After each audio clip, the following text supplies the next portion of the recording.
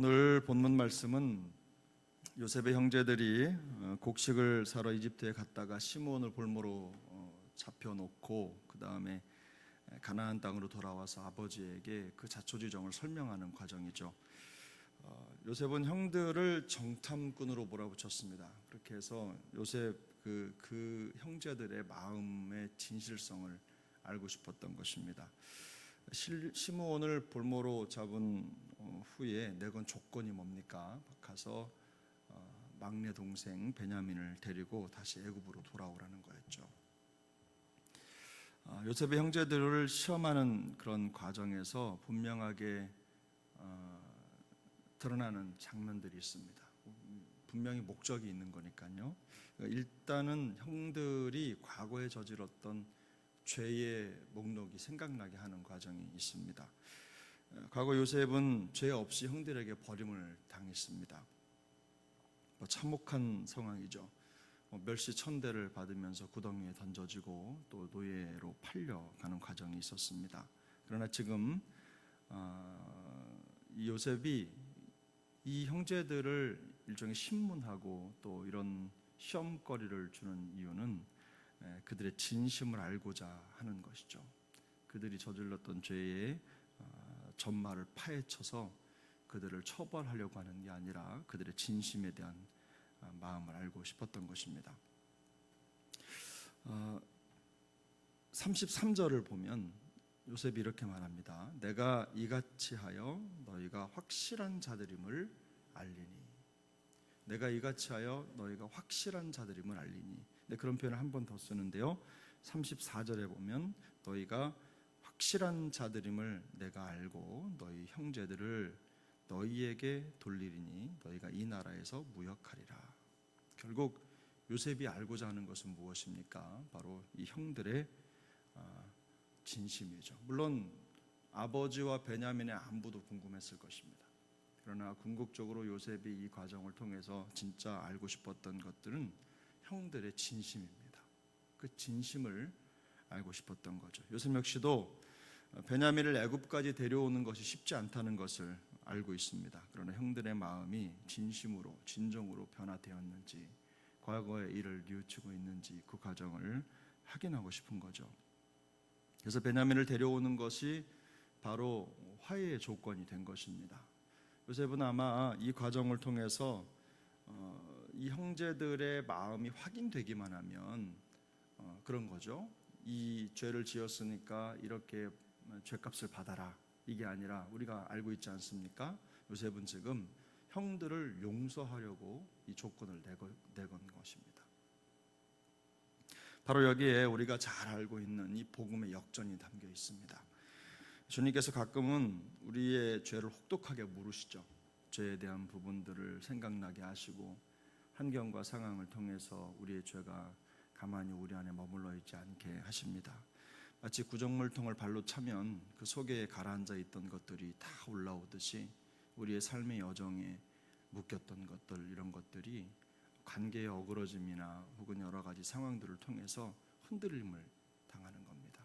이렇게 흔들면 사람은 누구나 다 그래요. 가만히 내버려두고 아무 일도 없을 때는 그저 맑은 물이 있는 것처럼 그렇게 속이 보이지 않으니까. 그런데 환경이 상황이 바뀌어서 이렇게 마치 말씀드린 대로 구정물통을 발로 탁 차면 그 있는 게 쑥 올라오는 거하고 똑같이 그렇게 우리 안에 있는 죄의 모습들이 드러나게 되는 겁니다.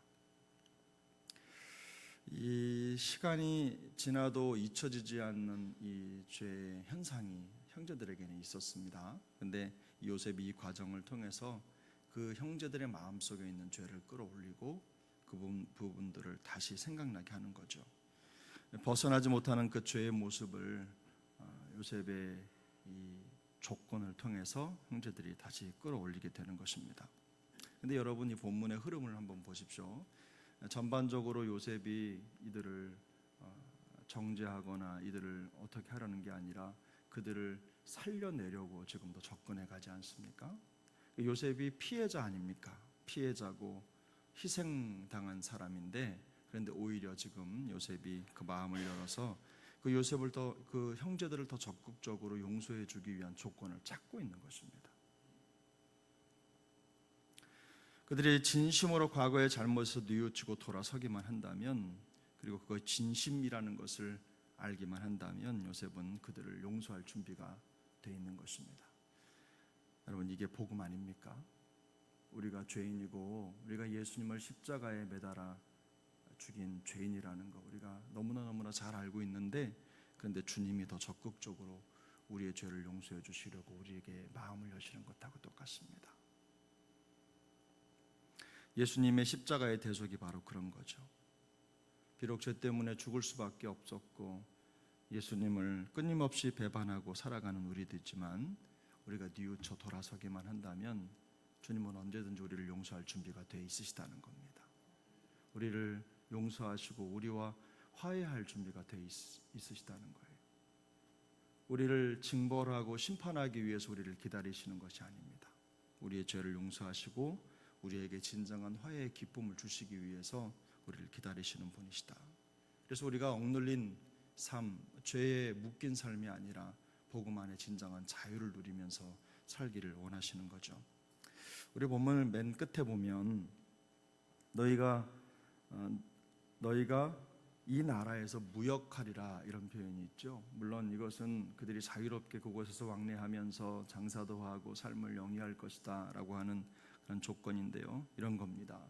너희가 진심을 내게 보이기만 하면, 정말 뉘우치기만 하면, 지금 그렇게 죄에 눌리고 억눌린 삶이 아니라 내가 너희를 보호하는 그 보호 안에서 기쁨과 자유와 평강을 누리며 살게 될 것이다. 주님이 우리에게 보장해 주신 하나님 나라의 삶과 비슷하지 않습니까? 우리가 죄에서 돌이키기만 하면 주님은 우리에게 그런 나라를 선물해 주실 것이라고 늘 말씀해 주시잖아요.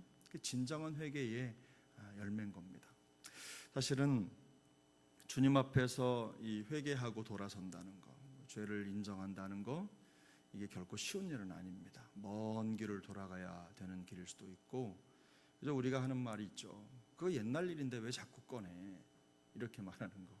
또 그거 옛날 일이고 더 이상 지나간 일인데 왜 자꾸 그걸 들춰내? 이렇게 말하는데, 때에 따라서는 주님은 우리에게 그런 죄로부터 묶인 우리의 삶에 진정한 자유를 주시기 위해서 우리의 삶을 다시 한번 뒤집으시고 또 혼란스럽게 하시고 또 이렇게 어렵게 하시면서 그 모든 과정을 통해서 우리를 얽어매고 있던 죄로부터 우리를 풀어내시는 겁니다. 물론 그 죄를 풀어내는 과정에 있어서 대가는 혹독합니다. 마음이 어렵고 힘든 상황이 될 수도 있습니다. 상한 심령이 다시 상처를 입을 수도 있습니다. 그러나 주님께서 우리에게 그런 기회를 주실 때는 그런 죄를 정죄하거나 우리를 묶어두시려고 하는 것이 아니라 우리에게 진정한 용서를 허락해 주시기 위함인 줄로 믿습니다. 돌아서기만 하면 우리에게 은혜 주시고 또 우리로 하여금 주님과 깊은 화해의 삶을 살아갈 수 있도록 은혜 주시기 위해서 그런 삶을 허락해 그런 삶으로 인도해 주시는 줄 믿습니다. 주님은 무엇을 원하십니까? 주님은 우리의 진심을 원하십니다. 우리에게 용서와 화해를 베풀어 주시기 위해서 우리의 진심을 원하고 계신 것입니다. 시편 34편 18절은 이렇게 말씀하죠. 여호와는 마음이 상한 자를 가까이 하시고 충심으로 통회하는 자를 구원하시는도다. 이 말씀의 은혜가 우리 모두에게 능력이 될 수 있기를 소망합니다.